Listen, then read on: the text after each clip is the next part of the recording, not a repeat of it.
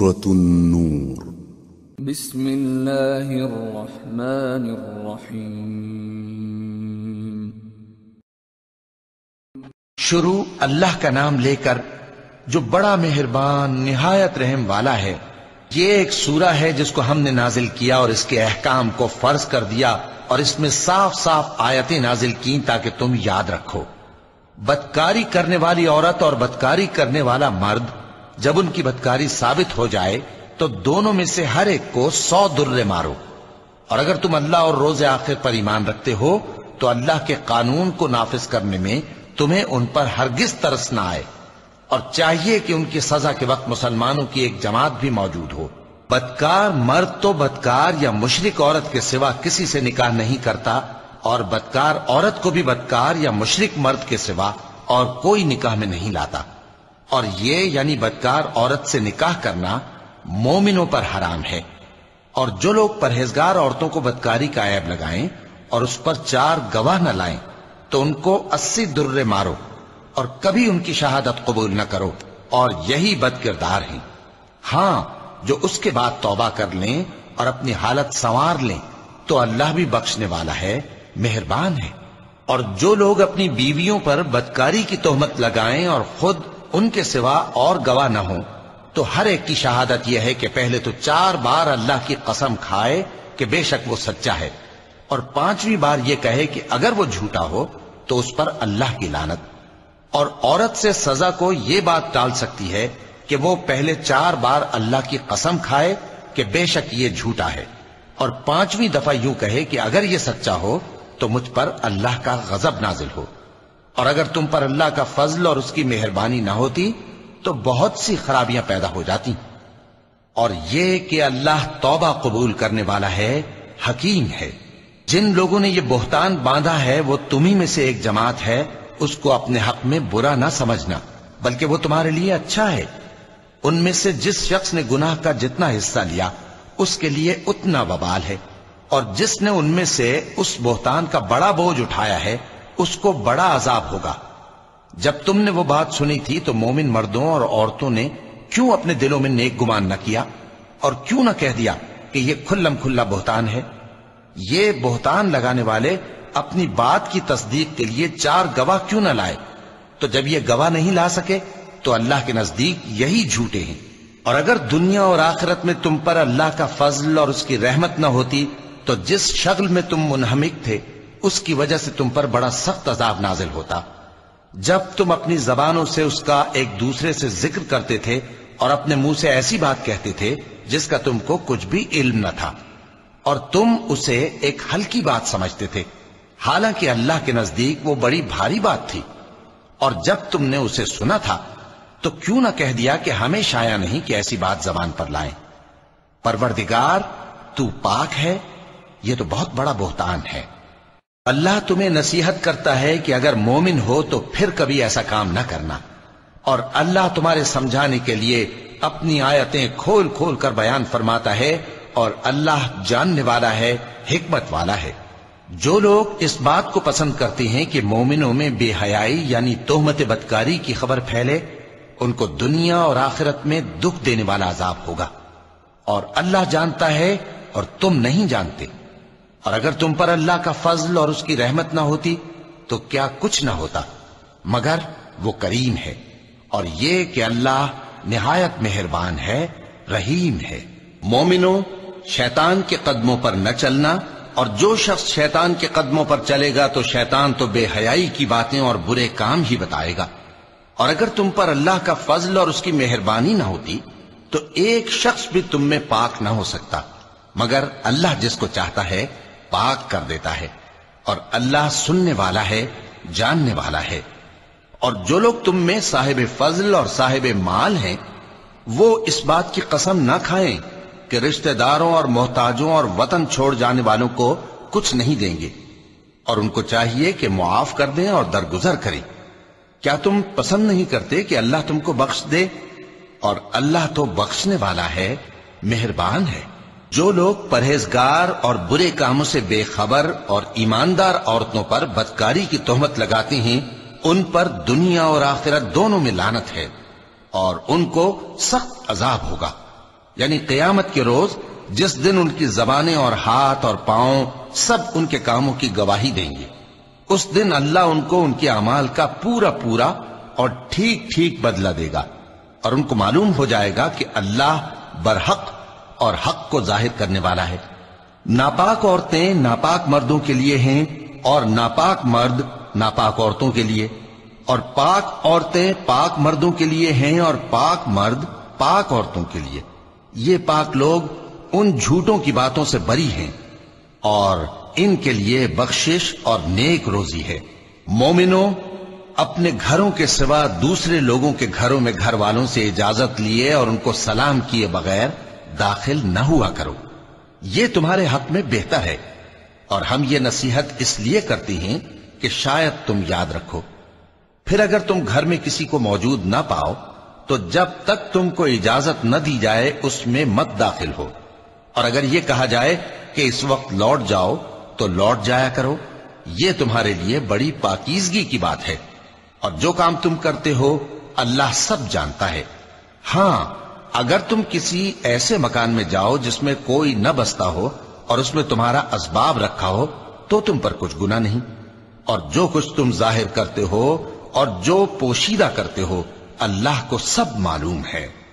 مومن مردوں سے کہہ دو کہ اپنی نظریں نیچی رکھا کریں اور اپنی شرمگاہوں کی حفاظت کیا کریں، یہ ان کے لیے بڑی پاکیزگی کی بات ہے، اور جو کام یہ کرتے ہیں اللہ ان سے خبردار ہے۔ اور مومن عورتوں سے کہہ دو کہ وہ بھی اپنی نگاہیں نیچی رکھا کریں اور اپنی شرمگاہوں کی حفاظت کیا کریں، اور اپنی آرائش یعنی زیور کے مقامات کو ظاہر نہ ہونے دیا کریں مگر جو اس میں سے کھلا رہتا ہو،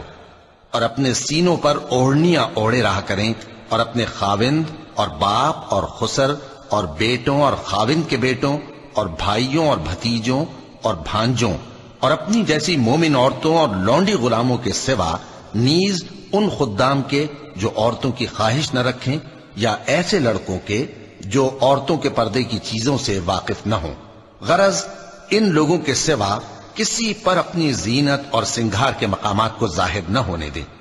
اور اپنے پاؤں ایسے طور سے زمین پر نہ مارے کہ جھنکار کانوں میں پہنچے اور ان کا پوشیدہ زیور معلوم ہو جائے۔ اور مومنوں، سب اللہ کے آگے توبہ کرو تاکہ فلاح پاؤ، اور اپنی قوم کی بیوہ عورتوں کے نکاح کر دیا کرو، اور اپنے غلاموں اور لونڈیوں کے بھی جو نیک ہوں نکاح کر دیا کرو۔ اگر وہ مفلس ہوں گے تو اللہ ان کو اپنے فضل سے غنی کر دے گا، اور اللہ بہت وسعت والا ہے، سب کچھ جاننے والا ہے۔ اور جن کو بیاہ کا مقدور نہ ہو وہ پاک دامنی کو اختیار کیے رہیں یہاں تک کہ اللہ ان کو اپنے فضل سے غنی کر دے۔ اور جو غلام تم سے مکاتبت یعنی مال دے کر پروانہ آزادی کی تحریر چاہیں، اگر تم ان میں صلاحیت اور نیکی پاؤ تو ان سے مکاتبت کر لو، اور اللہ نے جو مال تم کو بخشا ہے اس میں سے ان کو بھی دو۔ اور اپنی باندیوں کو اگر وہ پاک دامن رہنا چاہیں تو دنیاوی زندگی کے فوائد حاصل کرنے کے لیے بدکاری پر مجبور نہ کرنا، اور جو ان کو مجبور کرے گا تو ان بیچاریوں کے مجبور کیے جانے کے بعد اللہ بخشنے والا ہے، مہربان ہے۔ اور ہم نے تمہاری طرف روشن آیتیں نازل کی ہیں، اور جو لوگ تم سے پہلے گزر چکے ہیں ان کی خبریں اور پرہیزگاروں کے لیے نصیحت۔ اللہ آسمانوں اور زمین کا نور ہے، اس کے نور کی مثال ایسی ہے کہ گویا ایک طاق ہے جس میں ایک چراغ ہے، اور چراغ ایک قندیل میں ہے، اور قندیل ایسی صاف شفاف ہے کہ گویا موتی کا سا چمکتا ہوا تارا ہے۔ اس میں ایک مبارک درخت کا تیل جلایا جاتا ہے، یعنی زیتون کا، کہ نہ مشرق کی طرف ہے نہ مغرب کی طرف۔ ایسا معلوم ہوتا ہے کہ اس کا تیل خواہ آگ اسے نہ بھی چھوئے جلنے کو تیار ہے۔ بڑی روشنی پر روشنی ہو رہی ہے۔ اللہ اپنے نور سے جس کو چاہتا ہے سیدھی راہ دکھاتا ہے، اور اللہ جو مثالیں بیان فرماتا ہے تو لوگوں کے سمجھانے کے لیے، اور اللہ ہر چیز سے واقف ہے۔ وہ قندیل ان گھروں میں ہے جن کے بارے میں اللہ نے ارشاد فرمایا ہے کہ بلند کیے جائیں اور وہاں اللہ کے نام کا ذکر کیا جائے، اور ان میں صبح و شام اس کی تسبیح کرتے ہیں۔ ایسے لوگ جن کو اللہ کے ذکر اور نماز پڑھنے اور زکوٰۃ دینے سے نہ سوداگری غافل کرتی ہے نہ خرید و فروخت، وہ اس دن سے جب دل خوف اور گھبراہٹ کے سبب الٹ جائیں گے اور آنکھیں اوپر چڑھ جائیں گی ڈرتے ہیں، تاکہ اللہ ان کو ان کے اعمال کا بہت اچھا بدلہ دے اور اپنے فضل سے زیادہ بھی عطا فرمائے، اور اللہ جس کو چاہتا ہے بے حساب رزق دیتا ہے۔ اور جن لوگوں نے کفر کیا ان کے اعمال کی مثال ایسی ہے جیسے میدان میں ریت کہ پیاسا اسے پانی سمجھے، یہاں تک کہ جب اس کے پاس آئے تو اسے کچھ بھی نہ پائے اور اللہ ہی کو اپنے پاس دیکھے تو وہ اسے اس کا حساب پورا پورا چکا دے، اور اللہ جلد حساب کرنے والا ہے۔ یا ان کے اعمال کی مثال ایسی ہے جیسے گہرے سمندر میں اندھیرے جس پر لہر چڑھی چلی آتی ہو اور اس کے اوپر اور لہر آ رہی ہو اور اس کے اوپر بادل ہو، غرض اندھیرے ہی اندھیرے ہوں، ایک پر ایک چھایا ہوا، جب اپنا ہاتھ نکالے تو کچھ نہ دیکھ سکے، اور جس کو اللہ روشنی نہ دے اس کو کہیں بھی روشنی نہیں مل سکتی۔ کیا تم نے نہیں دیکھا کہ جو لوگ آسمانوں اور زمین میں ہیں اللہ کی تسبیح کرتے رہتے ہیں، اور پر پھیلائے ہوئے پرندے بھی، اور سب اپنی نماز اور تسبیح کے طریقے سے واقف ہیں، اور جو کچھ وہ کرتے ہیں سب اللہ کو معلوم ہے، اور آسمان اور زمین کی بادشاہی اللہ ہی کے لیے ہے اور اللہ ہی کی طرف لوٹ کر جانا ہے۔ کیا تم نے نہیں دیکھا کہ اللہ ہی بادلوں کو چلاتا ہے، پھر ان کو آپس میں ملا دیتا ہے، پھر ان کو تہ بتہ کر دیتا ہے، پھر تم دیکھتے ہو کہ بادل سے مے نکل کر برس رہا ہے، اور آسمان میں جو اولوں کے پہاڑ ہیں ان سے اولے نازل کرتا ہے، تو جس پر چاہتا ہے اس کو برسا دیتا ہے اور جس سے چاہتا ہے ہٹا رکھتا ہے، اور بادل میں جو بجلی ہوتی ہے اس کی چمک آنکھوں کو خیرہ کر کے بینائی کو اچ کے لیے جاتی ہے۔ اللہ ہی رات اور دن کو بدلتا رہتا ہے، اہل بصارت کے لیے اس میں بڑی عبرت ہے۔ اور اللہ ہی نے ہر چلنے پھرنے والے جاندار کو پانی سے پیدا کیا، تو ان میں سے بعض ایسے ہیں کہ پیٹ کے بل چلتے ہیں، اور بعض ایسے ہیں جو 2 پاؤں پر چلتے ہیں، اور بعض ایسے ہیں جو 4 پاؤں پر چلتے ہیں۔ اللہ جو چاہتا ہے پیدا کرتا ہے، بے شک اللہ ہر چیز پر قادر ہے۔ ہم ہی نے روشن آیتیں نازل کی ہیں، اور اللہ جس کو چاہتا ہے سیدھے راستے کی طرف ہدایت کرتا ہے۔ اور بعض لوگ کہتے ہیں کہ ہم اللہ پر اور رسول پر ایمان لائے اور ان کا حکم مان لیا، پھر اس کے بعد ان میں سے ایک فریق پھر جاتا ہے، اور یہ لوگ صاحب ایمان ہی نہیں ہیں، اور جب ان کو اللہ اور اس کے رسول کی طرف بلایا جاتا ہے تاکہ پیغمبر ان کا قضیہ چکا دیں تو ان میں سے ایک فریق منہ پھیر لیتا ہے،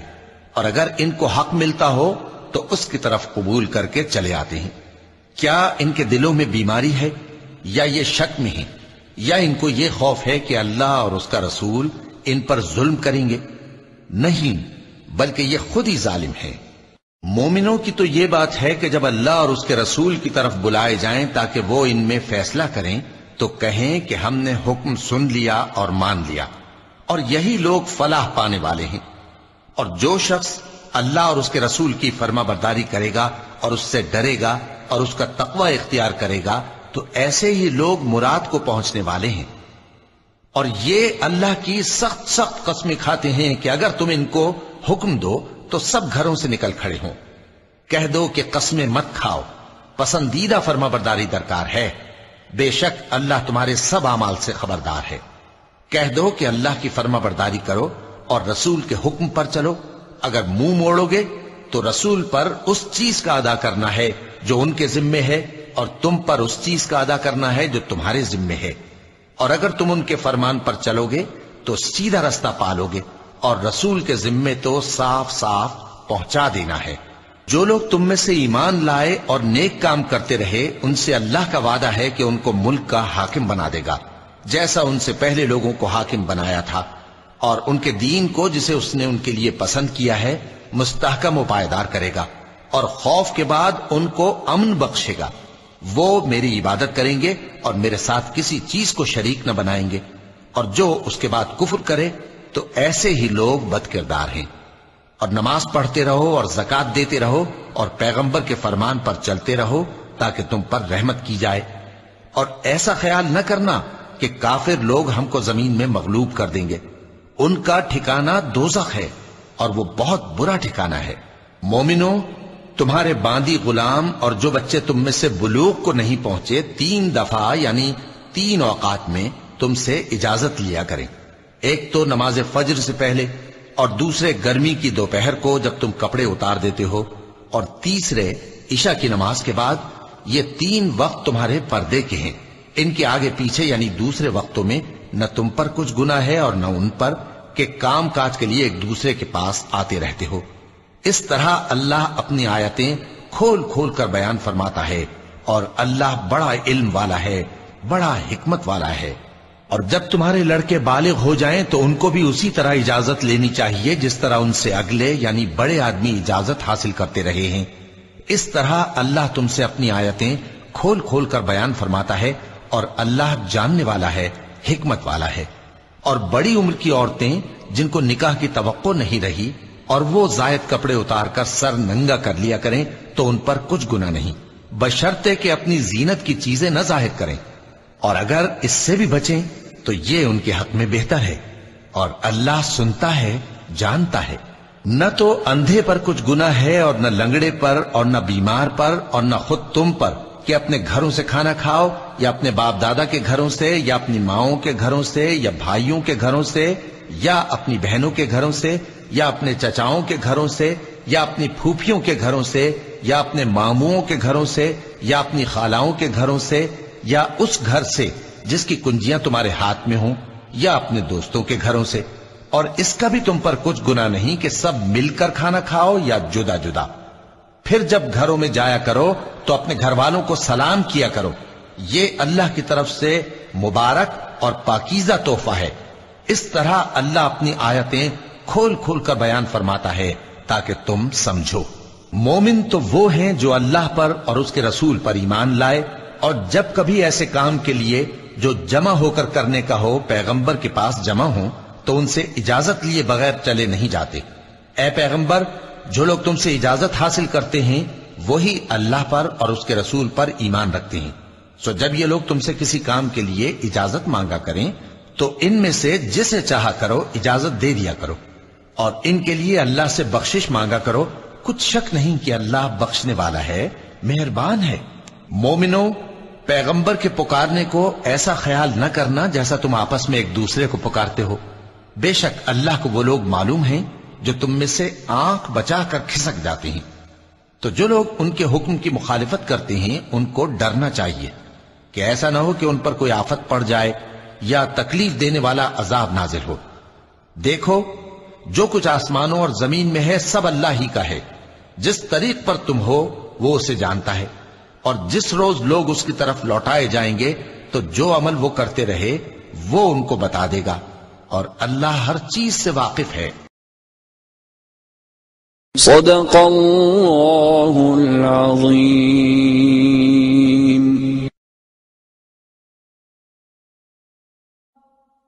حی علی الفلاح،